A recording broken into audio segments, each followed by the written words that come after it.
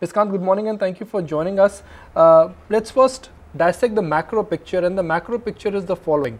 The core data is not impressive. Government is spending a lot in the infrastructure sector, but so far benefits are not visible. Personally, are you a bit disappointed and also worried with the current macro picture and especially the core data? Good morning, and as you said, the GDP numbers are a tad disappointing. They have come in below expectations, but we believe that it is maybe more fruitful to look at the real GVA numbers, which actually show a more stable and steady picture.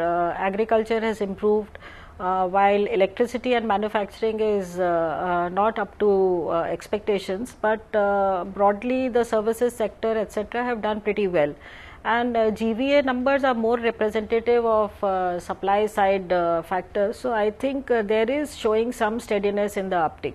So what's the outlook, Ms. Kant, going forward then? Where do you see economic recovery coming in, and what according to you would be the sectors that are going to lead this economic recovery going forward?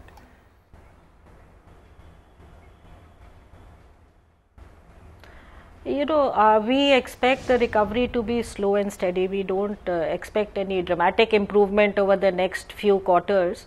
But slow and steady, yes, and some of the consumption driven sectors are looking good. Actually, if you see the GVA corporate universe, many of the consumption driven sectors have actually shown pretty good EBITDA margins in this quarter.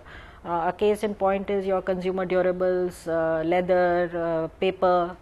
So we expect growth to come in from there. Plus, given where the inflation trajectory is and improved purchasing power as it comes into the hands of the people, we expect retail dividend growth to continue and become stronger as we go ahead. But are you not worried about the investment cycle? Consumption is a function of inflation. It is a function of service sector. That's nothing to do with the economic recovery. The economic recovery is not there.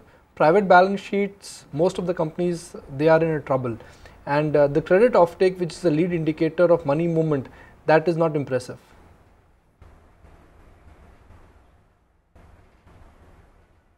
I agree with you, it is not impressive, but we are seeing some steady signs of improvement and recovery. If you look at some of the sectors and our corporate people, when they talk to the business community, we are expecting some growth coming up in road sector, in renewables, even in the real estate office space. We are seeing fairly good expectations in the next 2 or 3 quarters. So yes, it is going to be slow, but we feel it may be steady going forward. India's biggest private bank, HDFC Bank, they've cut their base rates.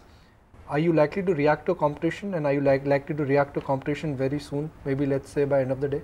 I don't really think so, because you would have seen that we have been cutting our deposit rates, interest rates on deposits steadily from about 9 to 10 months now, and in the last quarter we have cut fairly aggressively, the last cut being on the 19th of August. Resultantly, we've seen some traction in the cost of deposits. It's come down by about 4 basis points between March and June.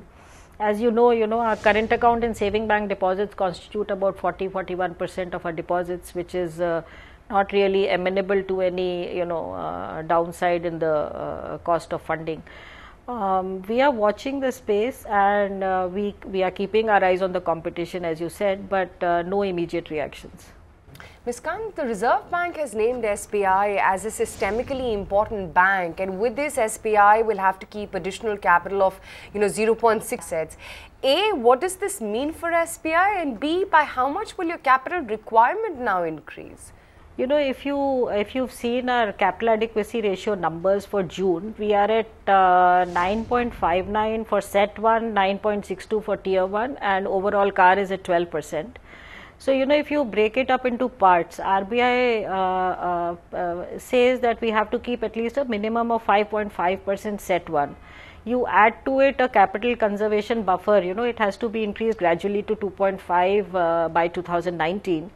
even if you take the entire 2.5 and add it to 5.5, it comes to about 8%. Plus, if you add the 0.6% of DSIB, which again we have to maintain by 2019, it comes to 8.6%. We are currently at 9.59%. So actually, on account of this, we don't expect any need for additional capital raising. We are actually good to go as of 2019, even today. What rate of credit growth are you assuming? Because if you are confident that your ratios and your credit numbers are well in place, I'm sure you must be having an internal growth target as well. That's true, you know, but again, you know, we have not been a bank who has been very close to the edge in terms of set 1 or tier 1. We've always kept a cushion of 2 or 3% above the minimum prescribed. So, you know, whatever calculations or requirements we worked out for the next 3 or 4 years, they have been based on a minimum tier 1 requirement of 9% actually. So, it factors in all of this and more than that actually. Are you also expecting increased regulatory vigilance as well from the Reserve Bank on systemically important banks, which includes SBI?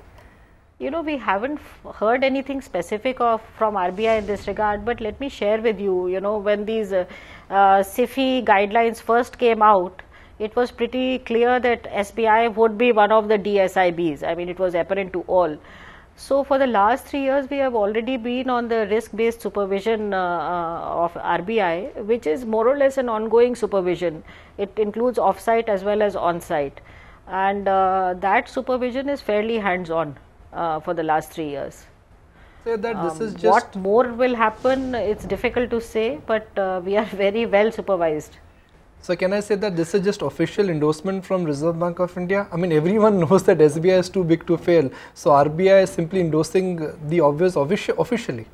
I don't know whether there is anything official about it. I think we've been the biggest bank in the country forever. In fact, the requirement has come in 20 basis points below what was mentioned in the draft guidelines of 0.80.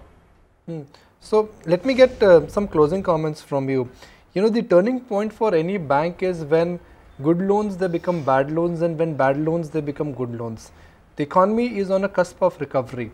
So bad loans are likely to become good loans. Your NPAs should start becoming performing assets very soon, because corporate's ability to pay back would be better, interest rates are coming down, demand is coming back.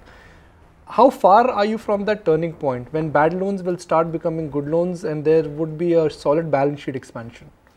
So I would say a couple of quarters before we really see strong growth. But over the next 2 quarters also we would expect some steady though slow recovery to happen. Are you likely to follow an aggressive stance towards restructuring what you followed in the past, or will anything change in FY16? You know, what I'm trying to gather from you, Ms. Kant, is that FY15 was a bad year. Because of RBI guidelines, you had to restructure a lot of your loans.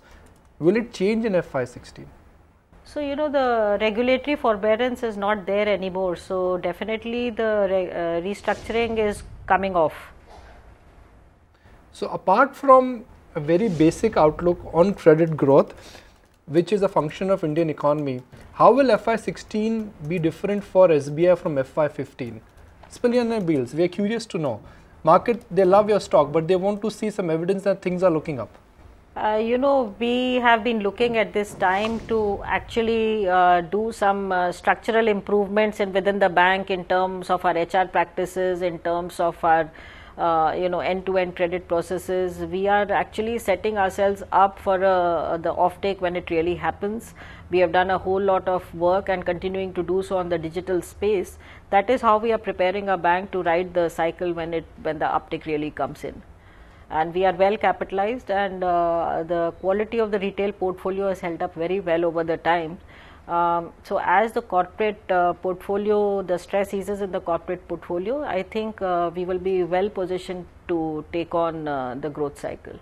Ms. Kant, really appreciate your time and thank you for joining us. Find us on Facebook at facebook.com/ETNow, and don't forget to click the like button. You can also follow us on Twitter at ETNowLive. To stay updated with all our programming, hit the subscribe button on our YouTube channel by logging on to youtube.com/user/ETNow.